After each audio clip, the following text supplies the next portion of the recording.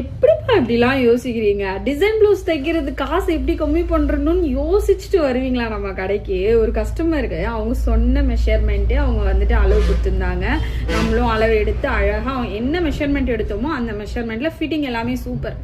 அவங்க வந்து ஒரு 9 இன்ச் வைக்க சொன்னாங்க. ஓகே 9 இன்ச் வச்சாச்சு. ஒரு 6 இன்ச் ஸ்லீவ் வைக்க சொன்னாங்க. ஹைட்டு வச்சு கொடுத்துட்டேன்.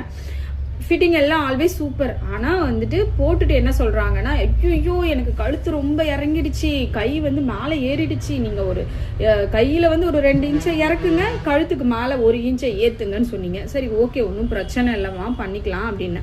அதுக்கு நம்மளாம் வந்து யோசிக்கவே வேணாம், கஸ்டமரே யோசிச்சுட்டு வந்துட்டாங்க. சாரி எடுத்துகிட்டு வந்து கட் பண்ணி, அக்கா இந்த சாரியுடைய கிளாத்தை 1 இன்ச் மேலே வச்சுருங்க, இந்த டோனில் வைங்க, அந்த ஸ்லீவுக்கும் இந்த மாதிரி வைங்க, எக்ஸ்டெண்ட் பண்ணி கொடுங்கன்னாங்க. நாங்களும் அழகாக ரெடி பண்ணி கொடுத்துட்டோம். சரி என்னதான் இருந்தாலும் அந்த பொண்ணு மெஷர்மெண்ட் கொடுத்தாங்க, அந்த மெஷர்மெண்ட் படி தைச்சோம். அவங்களுக்கு அன்கம்ஃபர்டபுளாக இருக்குது, நம்ம சரி பண்ணி கொடுப்போம்.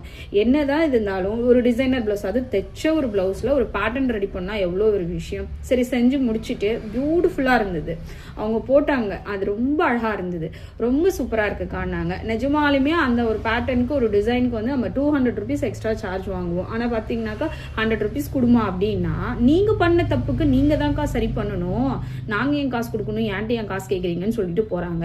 ஸோ இவங்கெல்லாம் என்ன பண்ணுறது? இவங்கெல்லாம் சத்தியமாக வடிவேலு கஸ்டமர் தான். ஒரு படத்தில் வடிவேலு ஷேவ் பண்ணும்போது இப்படி ஒரு ஆட்டி விட்டு கண்ணத்தில் காயம் வாங்கிட்டு, நீ பண்ண தப்புக்கு நீ தாண்டா சரி பண்ணணும்னு பணத்தையும் வாங்கிட்டு போவாங்க பார்த்தீங்களா, அந்த மாதிரி கஸ்டமர்.